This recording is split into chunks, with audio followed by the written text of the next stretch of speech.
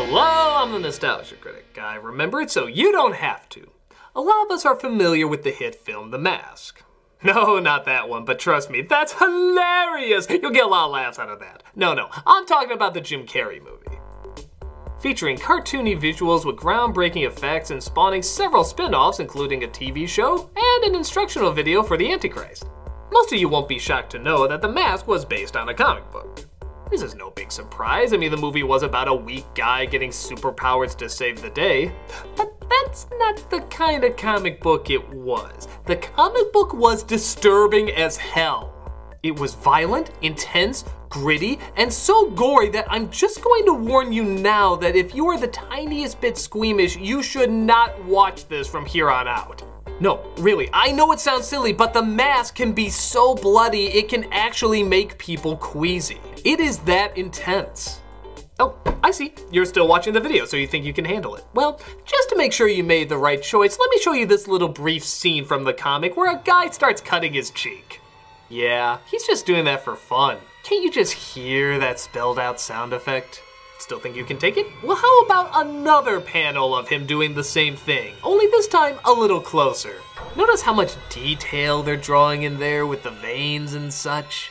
Still good? How about one more panel that they include?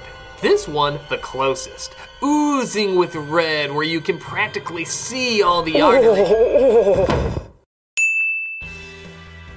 The purpose of this editorial is to show the difference between two seemingly different yet still related works of the same name. Do these differences make them stronger? Weaker? Do they help them stand as individual pieces, or confuse whatever mood and tone they were trying to get across? Well, let's start from the beginning. Published in 1991, The Mask at first seems to start off like the movie. A wormy dweeb named Stanley Ipkiss is everybody's punching bag and wishes he could fight back. When getting a present for his girlfriend Kathy, that being the artifact of the mask, he tries it on for fun and, like the film, turns into a green-headed loon who can't be destroyed and now operates on cartoon logic. Well, okay, so he gets revenge like in the movie and cartoon hilarity ensues, right? Not exactly. While some scenes are similar, the effects of his cartoony nature extend only to him. So, when he makes a Tommy gun out of a balloon, he doesn't scare the annoyances with it, he blows them into hamburger. And when he sticks car parts in the mechanics that ripped him off, they don't just moan at a few butt jokes, they're left as bloody corpses. In fact, Ipkiss in the movie says he might become a superhero and ends up saving the day. This Ipkiss goes on a killing spree, not just getting revenge on people he doesn't like, but just anyone in general. Suffocating a teacher, massacring total strangers, and slaughtering cops just doing their job. It's, kinda sick. Ipkiss in the film is a hopeless romantic who just wants to be the cool guy. Ipkiss in the comic is a psychotic maniac who doesn't care who he kills or how. Where in the film he's called the title, The Mask, in the comic he's known as the Big Head Killer. Again, very different from the movie, seeing how he never spills one drop of blood. But if you're thinking to yourself, I don't want to spend an entire comic series with this guy, don't worry, he dies very early on. Kathy gets fed up with his shit and blows his brains out, resulting in her dropping off the mask to a local cop. Take a guess what the cop's name is, by the way. You guessed it, Calloway. Jim Carrey's foil in both the movie and the cartoon, though the cartoon draws him closer to the original source than the movie. But where in both of those he's a side character, here he becomes the lead. No big surprise, the cop tries it on and everything starts all over again. Only this time, he uses the mask to try and stop crime. However, he's just as violent and blood-hungry, to a point where he almost kills his best friend. Figuring out he can't keep it under control, he buries the mask and the nightmare seems to be over. That is until the second run of the series, The Mask returns. Burglars break into Calloway's house and disarm him. Trying to find a way to fight back, he digs up the mask but gets shot before he can use it. Yeah, kinda weird seeing all these characters you grew up with suddenly get horribly maimed, isn't it? One of the more timid and cowardly gangsters has the mask forced on him, and once again, it's used for evil. He uses it to rule the mob and take out threats to his mafia world. He even blows up an entire wedding because a mob boss is there. It's insane how mean-spirited this comic is. Feeling guilty for Calloway being shot, Kathy infiltrates Big Head's network and steals the mask for herself. When she finds she can't destroy it, she realizes she has a responsibility to end the mob war the mask started. So she slips it on and starts taking on the mafia herself, only to come across someone who seems just as indestructible. A giant of a beast named Walter. Now, while this character didn't appear in the movie, he does appear on the show. He was a mammoth of muscle and strength whose entire life is violence. Whenever he wants to entertain himself, he'll do something as messed up as punch nails into his hand, forming a happy face. Or, as shown before, just cut himself for laughs. He's about as intimidating and as uncomfortable a character you can get. Working for the mob, though, he discovers a unique fascination with the big head killer, presumably because they both seem indestructible. So, while all the other mob members try to run for their lives, Walter stays behind and won't stop until one of them is dead.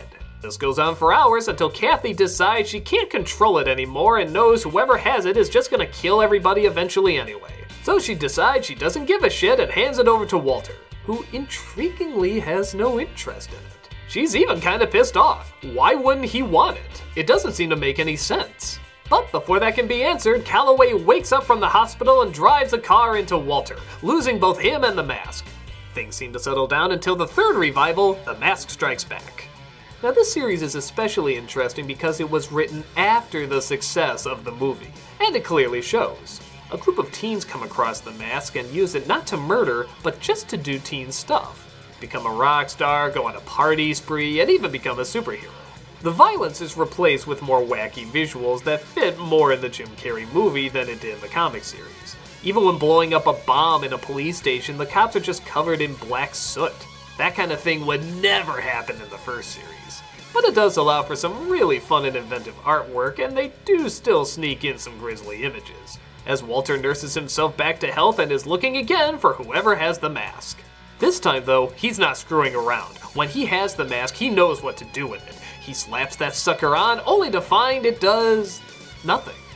Yeah, it has no effect on him. This is one of the biggest mysteries of the mask ever. In fact, Walter's whole relationship with it is kind of a big question mark. Why didn't he want it when it was first offered? Was it more about the fight? Did he want to feel he could defeat an entity that was never defeated? If so, why did he want it later? And when he did try it on, how come it didn't work? Was he so destructive naturally that the mask couldn't add any more? Or was he so big and strong that the mask couldn't even fit around his face? This again would never be answered, as he launches the mask into the air and Walter disappears forever. Which brings us to the last of the series, or what many people consider the last one that matters, The Hunt for Green October. Yeah, I think it's a dumb title too.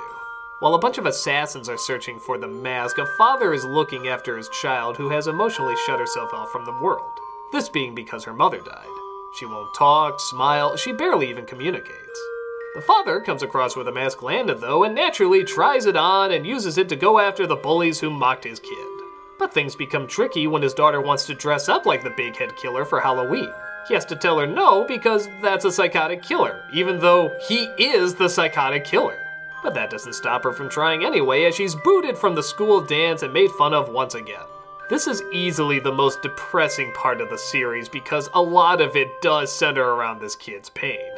But it does add a twist when she comes across the mask herself, and for the first time ever, a child is now the big head killer. The climax centers around a battle between the assassin group, Calloway once again looking for the mask, and our father and daughter duo trying to get out of it. It certainly had more violence and gore than the last series, but the artwork was starting to get a little too busy and maybe a bit too rushed. But there was still something to the heavier moments that made it feel like it was worth getting through. After that, the mask mostly lived in spin-offs, trying to draw attention to more Dark Horse comics and looking more and more like the Jim Carrey version, less and less like the one that started off. There's even a series called The Mask and the Joker. Yeah, it gets pretty silly. But still, whenever somebody mentions the Mask comic, the first thing anyone usually thinks is that bloody, intense version, just for how shocking and uncomfortable it was. With a movie that's aimed more towards kids and more friendly humor, does it really make sense to have something so bloody and so mean-spirited out there? Kinda. At least, if it's any good. Remember how the Ninja Turtles started off really bloody and gory? There's some X-Men comics that get pretty violent and gritty. As long as it's done well, I don't really mind that they both have their own unique style. Alright, I'm not gonna act like this is Shakespeare or anything, but if you look at these comics the same way you do, say, a monster movie series, it's actually rather engaging. They are stories of revenge and giving into your inner demons, and because it switches from person to person, sometimes that can be good and sometimes that can be bad. Sometimes people have it on for just the right amount of time, others they have it on for too long and get lost to the madness. It's a story about becoming consumed by your bad side, how much is needed and how much goes too far. You see this kind of stuff all the time in classic horror and yeah, even classic fantasy. That mask does have a very Ring of Power feel to it, doesn't it? So you would think the film and cartoon would be horrible representations of the original source material. Well, in the same way the 60s Batman is a bad representation. It's just kind of its own thing that uses the same characters and ideas, but for entirely different means. The film of The Mask is more of a slightly adult cartoon, Tex Avery with real actors. I don't think the early 90s would have been ready for something this weird and violent yet, especially with a star like Jim Carrey at it. And even the cartoon, which does borrow some elements from the comic, it's still mostly an anime version of the movie. But much like the 60s Batman, it's a fun segue to something different and more adult. It's like Jekyll and Hyde mixed with the Looney Tunes and the Punisher. It's disturbing, gory, and psychotic, but it's also gothic, creative, and holds your interest. So I say it's fine to enjoy both versions and what they have to offer, even if they are very different things. Whether it's to hear somebody say smokin' or literally see somebody smokin', there's two different versions of the same story to entertain whatever strange mood you're in. I'm the Nostalgia Critic guy, remember? So you don't have to. It's Nostalgia Critic the Awesoming on DVD.